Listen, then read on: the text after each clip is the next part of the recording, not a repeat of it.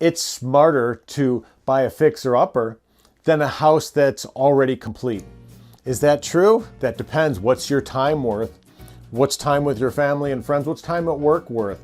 So I myself have spent the first part of my life buying houses that need work, and I spent every Saturday and Sunday working on these homes.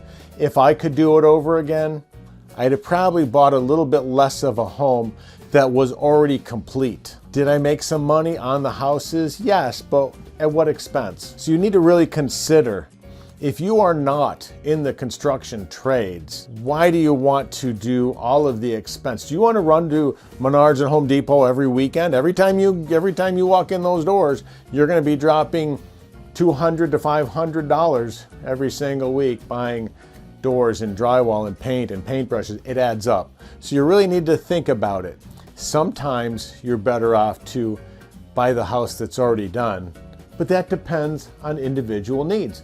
You need to really consider all the ins and the outs of what's it going to take to fix it up.